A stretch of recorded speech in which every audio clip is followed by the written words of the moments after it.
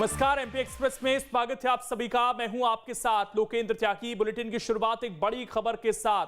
मध्य प्रदेश में बारिश का कहर देखने को मिला है। निवाड़ी के पृथ्वीपुर में 3 मंजिला मकान गिर गया, जिसमें 2 लोगों की मौत हो गई है। कई लोगों के दबे होने की भी खबर है। स्थानीय लोगों की मदद से रेस्क्यू जारी है, राहत और बचाव कार्य जारी है।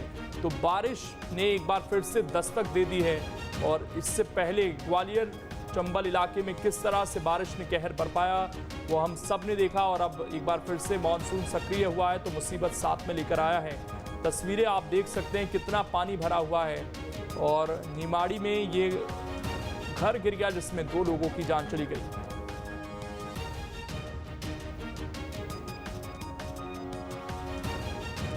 हमारे वार्ड नंबर 2 के जीरो रोड पर एक साहू परिवार का 3 मंजिल जो मकान बना हुआ था वो भरा के गिर गया, जिसमें उनकी दादी अम्मा आयु जिसकी लगभग 80 वर्ष के लगभग है और उनका नाती जिसकी उम्र लगभग 26 साल के लगभग है, वो उसमें दब गए। जैसे ही सूचना मिली तत्काल 10 मिनट के अंदर वहाँ पुलिस प्रशासन मौके पहुँच गया एवं सभी गाँववासियों ने, मोहल्ले वालों ने तत्परता दिखाकर उनको निकाला और अस्पताल पर पहुँचाया, इलाज कराया गया। लेकिन इलाज के दौरान ही उनकी दुखद मृत्यु हो गई है। सर, अभी क्या कोई ऐसी संभावना है कि और भी कोई उस मलबे में दबा हो व्यक्ति? हाँ, हो भी सकता है, पर उनके परिवार से भी पूछ रहे हैं। इसके बाद जेसीबी वहाँ खड़ी हुई है, हम लोग उसमें तस्दीक कर रहे हैं और जल्दी से जल्दी उसका सर्च करके पता लगाएंगे। और हमारे सहयोगी सुधीर इस वक्त जुड़ गए हैं ज्यादा जानकारी के साथ। सुधीर, अभी क्या अपडेट है? क्या अभी भी रेस्क्यू ऑपरेशन चल रहा है? जी बिल्कुल, जो ये पूरी घटना है पृथ्वीपुर के जेरो रोड स्थित वार्ड नंबर 3 की मुन्ना साहू का ये 3 मंजिला मकान है, जो आज दोपहर में काफी तेज बारिश हुई है। और इस बारिश से जो इनका 3 मंजिला मकान है वो भरा के गिर गया। और बारिश जो इतनी तेज थी कि जो ये मकान है वो बिल्कुल तरीके से गिरा और मकान के अंदर जो परिजन थे इनके वो उसमें मलबे में दब गए। तो इसमें 2 लोगों की मौत हो गई है। जो मुन्ना साहू है उनका लड़का है जय साहू, और मुन्ना साहू हैं जो उनकी मदर हैं, उनकी भी डेथ हो चुकी है। 2 लोगों की मौत हो गई है और एक जो व्यक्ति है वो बुरी तरह से घायल है, जिनको सामुदायिक स्वास्थ्य केंद्र पृथ्वीपुर में भर्ती कराया गया है। जो इनका जो पूरा मकान है पूरा पक्का मकान था, जो एक नाले के ऊपर बना हुआ था। और जो आज बारिश हुई तो नाले में काफी तेज बहाव और पानी भरा वहाँ पे, जिसकी वजह से ये पूरा मकान जो है भरा के गिर गया। लोगों में, स्थानीय लोगों में कुछ नाराजगी भी जर रही, क्योंकि मौके पर जो बचाव कार्य और राहत कार्य के लिए प्रशासन की टीम देरी से पहुंची। कुछ आसपास के लोगों ने मलबे को हटाकर इन लोगों को बाहर निकाला और पुलिस के वाहन से इसको ले जाके सामुदायिक स्वास्थ्य केंद्र में भर्ती कराया है। लेकिन वहाँ पे नगर परिषद के सीएमओ हैं, एसडीएम हैं, ये लोग नजारत रहे। तहसीलदार हालांकि बाद में मौके पर पहुंचे और स्थिति को कंट्रोल किया। जेसीबी मशीन को भी बुलाया गया और अभी भी राहत एवं बचाव कार्य जारी है। मलबा हटाया जा रहा है। फिलहाल अभी जो है वो अस्पताल में काफी लोग इकट्ठे हुए हैं और अभी पूछा जा रहा है परिजनों से कि और कौन लोग थे घर में।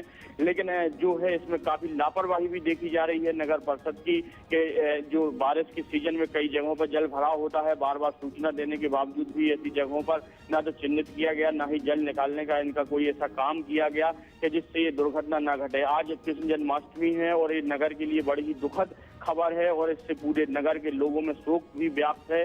जिस तरीके से ये घटना हुई है उसको लेकर कहीं ना कहीं लोगों में भी नाराजगी है नगर परिषद के अधिकारी कर्मचारियों के प्रति, और राहत एवं बचाव कार्य में भी काफी देरी हुई जिस वजह से ये घटना हुई है। लेकिन जो अभी 2 लोगों के ही मरने की खबर आ रही है और अभी जो स्थिति है वो कंट्रोल में है और अभी राहत एवं बचाव कार्य अभी भी जारी है। जी शुक्रिया आपका जुड़ने के लिए और जानकारी देने के लिए सुधीर। तो ये दुखद मामला सामने आया है, लोगों में आक्रोश भी दिखाई दे रहा है इस घटना के बाद।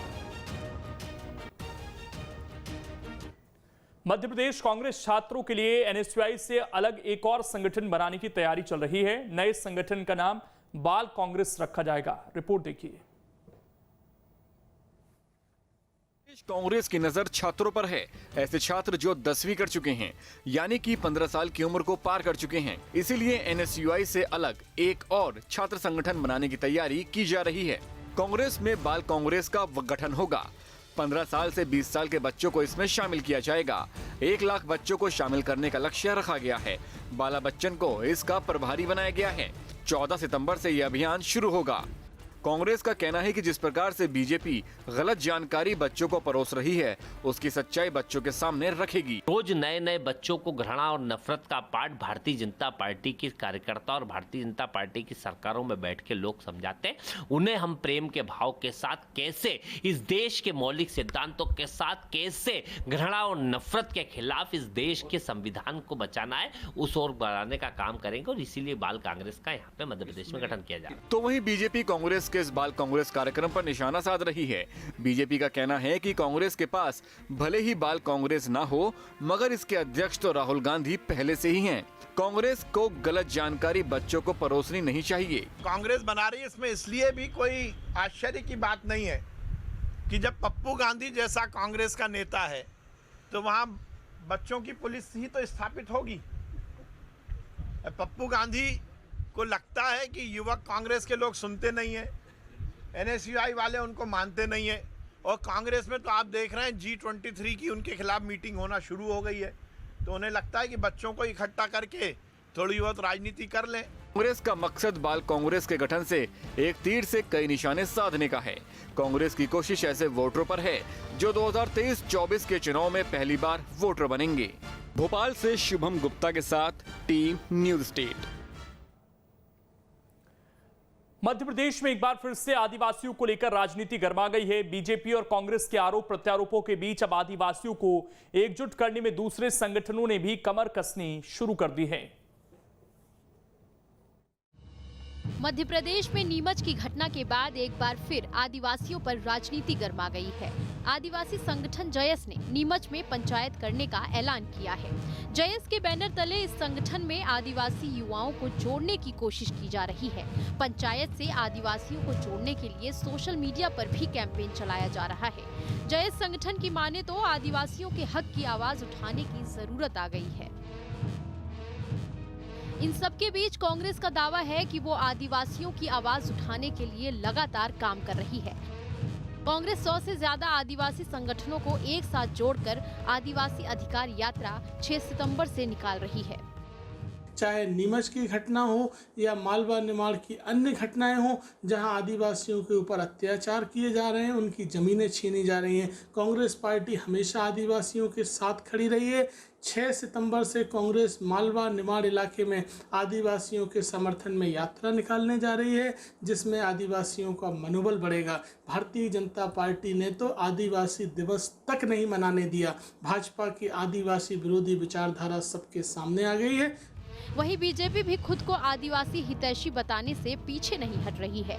बीजेपी का दावा है कि कांग्रेस और तमाम आदिवासी संगठन आदिवासियों को वोट बैंक की तरह इस्तेमाल करते हैं। देश में आज़ादी के बाद आदिवासियों की स्थिति को बिगाड़ने का काम किसी ने किया और उनको वोट बैंक के रूप में उपयोग किया तो वो केवल कांग्रेस ने किया। भारतीय जनता पार्टी ने तो आदिवासी को हर समय मुख्य धारा से जोड़ने का काम किया। चुनाव से पहले बीजेपी और कांग्रेस दोनों आदिवासियों को साधने में लगी है। पिछले दिनों मध्य प्रदेश में कई ऐसी घटनाएं हुई हैं जिनमें आदिवासी पीड़ित रहे हैं। ताजा घटना नीमच की है। ऐसे में विरोधी बीजेपी को घेरने का मौका नहीं छोड़ रहे हैं। दरअसल मध्य प्रदेश में पूरी आबादी का 21% आदिवासी जनसंख्या है। 47 रिजर्व सीटें हैं और तकरीबन इतनी ही सीटों पर आदिवासी वोटों का प्रभाव है। यही वजह है कि बीजेपी, कांग्रेस सहित जयस जैसे संगठन आदिवासी मुद्दों को उठाकर उन्हें कैश कराने में लगे हैं। भोपाल से दीप्ति चौरसिया की report, team news state. Haryana के करनाल में किसानों पर हुए लाठीचार्ज के बाद किसान आंदोलन एक बार फिर से गर्मा गया है। किसान आंदोलन को लेकर केंद्रीय कृषि मंत्री नरेंद्र सिंह तोमर ने कहा कि कृषि कानून किसानों के हित में है। आंदोलन कैसे खत्म करना है, ये किसान यूनियन को सूचना है। कृषि मंत्री नरेंद्र सिंह तोमर से खास बातचीत की हमारे संवाददाता नीतेंद्र शर्मा ने। केंद्रीय कृषि मंत्री नरेंद्र सिंह तोमर हमारे साथ है। आइए उन्हीं से पूछते हैं कि क्या स्थिति बन रही है और ऐसा क्यों हुआ। आपको क्यों लग रहा है ऐसा हुआ? हरियाणा के बाद फिर एक बार किसान आंदोलन में जो है वो गर्माहट आ गई, क्या लग रहा है आपको? मैं समझता हूं कि किसान यूनियन जिन विषयों को उठा रही है, सरकार ने यूनियन के साथ संवेदनशीलता के साथ 11 दौर की वार्ता की है। यूनियन की जिन बातों को सरकार ने समझा, उनको निराकरण की दृष्टि से सरकार ने उन्हें प्रस्ताव भी दिया है। प्रस्ताव उन्हें स्वीकार नहीं था, तो सरकार ने कहा है कि आप अपना प्रस्ताव लेकर आओ, तो हम उसके बाद चर्चा करेंगे। अब किसान यूनियन को अपना प्रस्ताव लेकर आना है, वो जब आएंगे भारत सरकार उनके साथ चर्चा के लिए तैयार है। किसान आंदोलन का डेडलॉक खत्म नहीं हो रहा है, बहुत लंबा समय हो गया, आपने कई दौर पे चर्चाएं हुई, कई चीजें हुई, क्यों लग रहा है आपको, कब तक खत्म होगा, क्या होगा? नहीं, मुझे लगता है ये किसान यूनियन के लोगों को सोचना है। किसान यूनियन के लोग तर्कसंगत बात करेंगे तो सरकार जरूर निराकरण की दिशा में विचार करेगी। क्या आपको लगता है कि उनकी मांगे, क्योंकि सरकार ने कई मांगों पर सहमति भी बनी थी, फिर बीच में कोई बाधा आ जाती, क्या दिक्कत आ रही है आपको, क्या लग रहा है, क्या बाधा आ रही है? नहीं, कोई बाधा नहीं है। किसान यूनियन को तर्क के साथ अपना विचार प्रस्तुत करना है। किसान सुधार बिल किसानों के हित में है। देश भर के करोड़ों करोड़ किसान इन बिलों के साथ खड़े हुए हैं। यूनियन को अगर ये लगता है कि भाई अमुक प्रावधान किसान को नुकसान पहुंचाने वाला है तो वो बताएं, तो हम विचार करेंगे। इस बार जो है वो खरीदी काफ़ी अच्छी हुई, सारी चीज़ें ठीक रही, तो आपको क्या लग रहा है कि किसान इस आंदोलन के साथ है या केवल कुछ लोग आंदोलन कर रहे हैं, किसान उनके साथ नहीं है? नहीं, मैं कह रहा हूँ ना कि देश भर के किसान बिलों के साथ खड़े हुए हैं। तो ये थे केंद्रीय मंत्री नरेंद्र सिंह तोमर, जिनका साफ कहना है कि देश भर के किसान जो हैं वो बिलों के साथ खड़े हुए हैं। ऐसे में जो लोग आंदोलन कर रहे हैं ये उनको सोचना है कि आंदोलन कब खत्म होगा। नितेंद्र शर्मा, भोपाल। बीजेपी के पूर्व राष्ट्रीय अध्यक्ष कुशाभाऊ ठाकरे के जन्म शताब्दी वर्ष के मौके पर भोपाल के बीजेपी कार्यालय में कार्यक्रम का आयोजन किया गया। इस मौके पर सीएम शिवराज ने कहा कि जो सबको साथ लेकर चलने की अवधारणा है वो सीखनी चाहिए, तो कुशाभाऊ ठाकरे से सीखनी चाहिए। सबको साथ लेकर सामूहिक नेतृत्व की जो हमारी अवधारणा है वो सीखना चाहिए, तो श्रद्धेय कुशाभाऊ ठाकरे से ठीक सीखना चाहिए। मैं इतनी कहूँगा, ज़्यादा लंबा ना बोल के।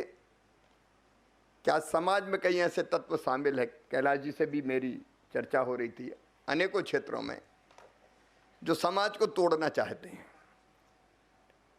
अनुसूचित जनजाति में, अनुसूचित जाति में मध्य प्रदेश में हमारी विचारधारा के खिलाफ अभियान चला हुआ है,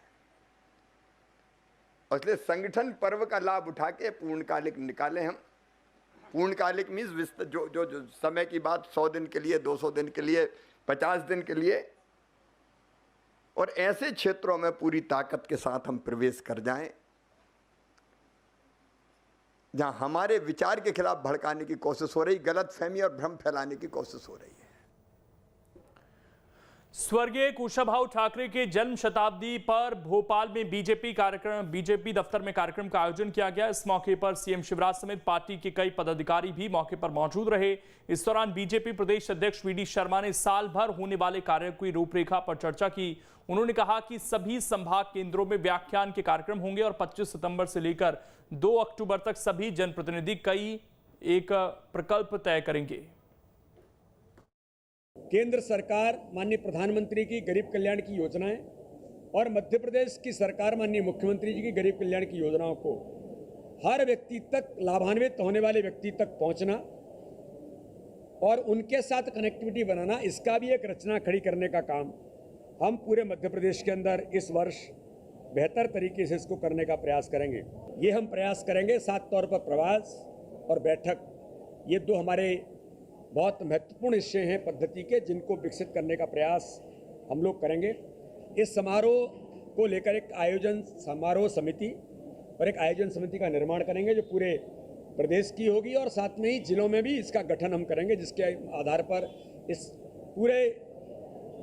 इस वर्ष को हम, संगठन पर्व के वर्ष को हम नीचे तक ठीक तरीके से चला सकें।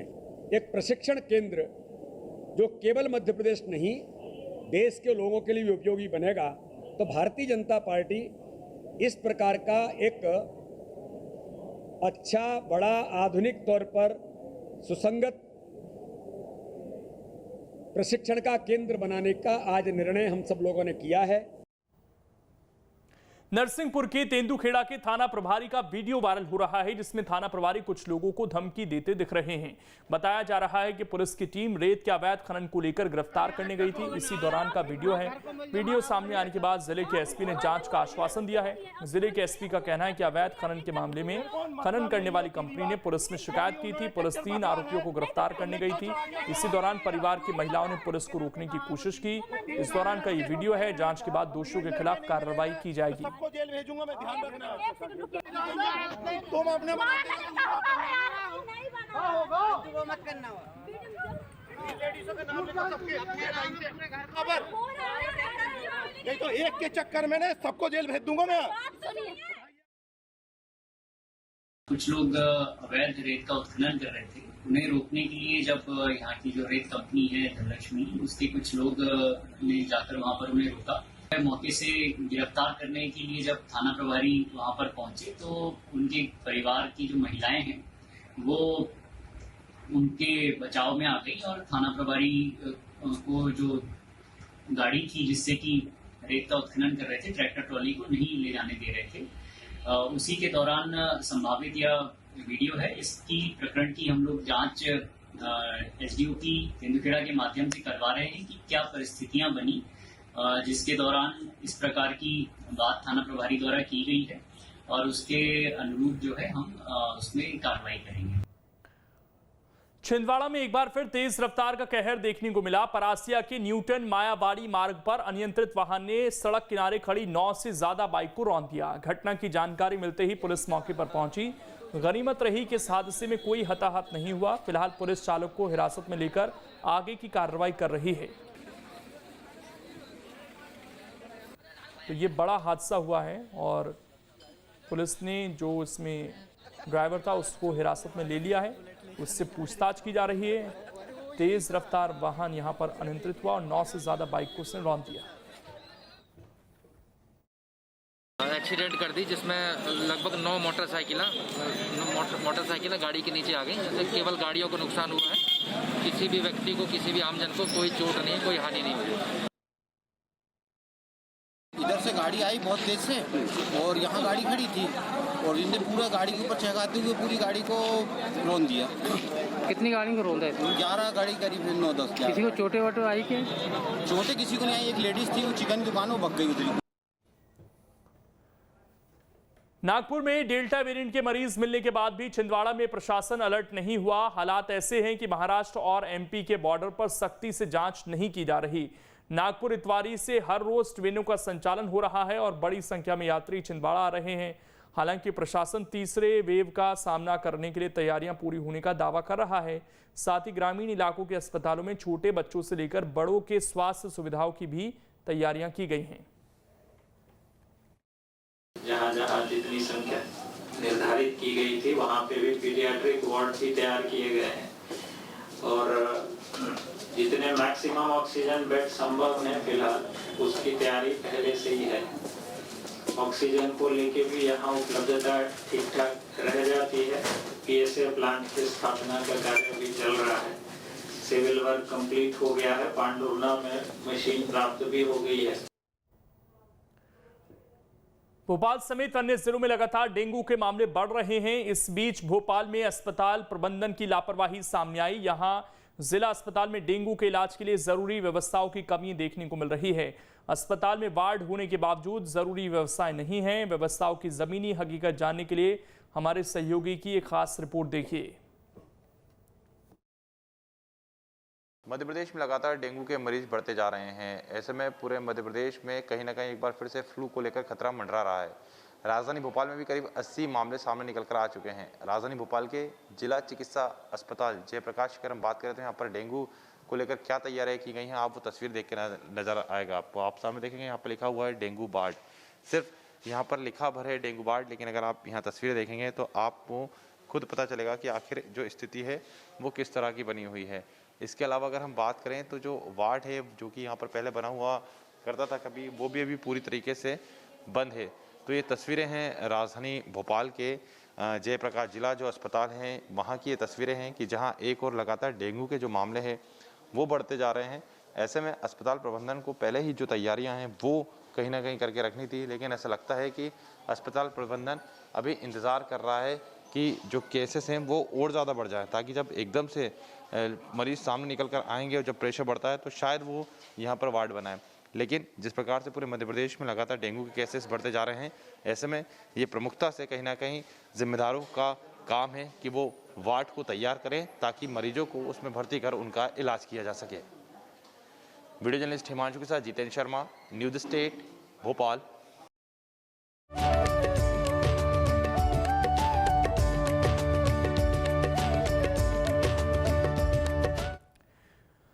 जन्माष्टमी के मौके पर भले ही श्रद्धा का अटूट सैलाब मथुरा में पड़ता है, लेकिन ग्वालियर के गोपाल मंदिर का आकर्षण भी कम नहीं, क्योंकि यहां भगवान कृष्ण और राधा रानी को लगभग 20 करोड़ के आभूषण पहनाए जाते हैं।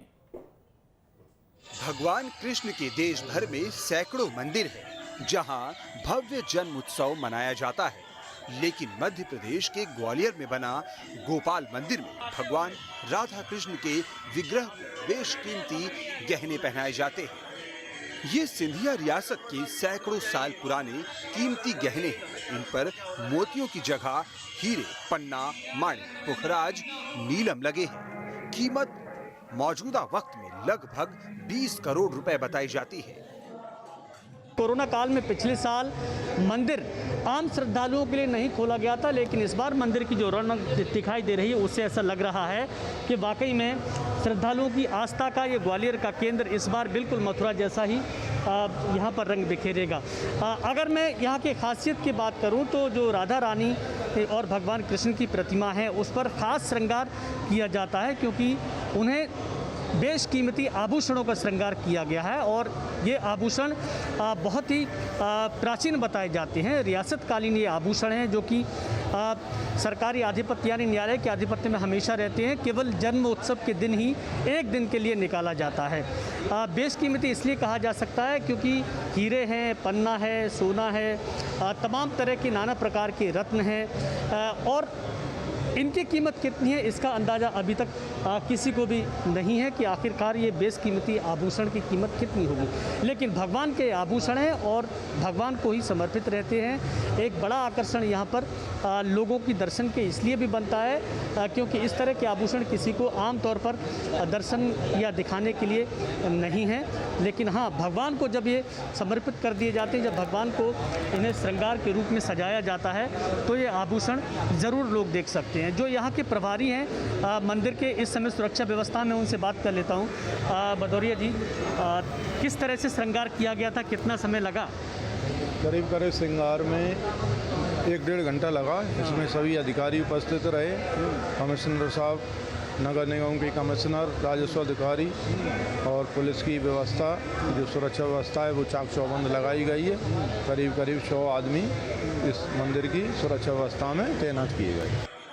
गहनों की सुरक्षा भी किसी किले की सुरक्षा की तरह होती है। इन बेशकीमती जेवरातों को बैंक लॉकर से मंदिर लाने और अगले दिन पूरी गणना कर बैंक तक वापस पहुंचाने के दौरान करीब 100 जवानों की सुरक्षा रहती है। जन्माष्टमी के मौके पर गोपाल मंदिर को भव्य रूप से सजाया जाता है, साथ ही राधा कृष्ण की मूर्ति का श्रृंगार किया जाता है। इस मंदिर की स्थापना 1921 में सिंधिया परिवार ने की थी। उसके बाद उसके पुरोहित जो है इसमें यह सन 1925 में यह गहने बने थे, ये आभूषण भगवान जी के। किसी कारणवश जो है वो आभूषण जो है भगवान जी जो है ने जो है सन 7 में पहने। उन आभूषणों में जो है हीरे, पन्ने, जवाहरात, सोने, मुकुट, बहुत बहुमूल्य जो है रत्न हीरे जड़ित जो है आभूषण है वो। 1921 में सिंधिया रियासत के तत्कालीन महाराजा माधवराव ने इस मंदिर का जीर्णोद्धार कराया। भगवान राधा कृष्ण के लिए सिंधिया राजाओं ने गहने बनवाई थी। आजादी के पहले तक इस मंदिर की देखरेख सिंधिया रियासत के लोग करते थे। आजादी के बाद सिंधिया राजवंश ने ये गहने भारत सरकार को सौंप दिए थे। नगर निगम ने इन गहनों को बैंक लॉकर में रखवा दिया था। उसके बाद ये मंदिर शासन के खजाने से हर साल जन्माष्टमी के दिन ही निकाले जाते हैं। ग्वालियर से विनोद शर्मा के साथ टीम न्यूज़ स्टेट। वहीं पन्ना को मंदिरों की नगरी के नाम से देश और दुनिया में जाना जाता है। यहाँ सभी त्योहारों की तरह जन्माष्टमी भी बेहद हर्षोल्लास के साथ मनाई जा रही है। विश्व प्रसिद्ध भगवान जुगल किशोर सरकार के मंदिर में मथुरा वृंदावन की तर्ज पर कृष्ण जन्माष्टमी मनाई जा रही है।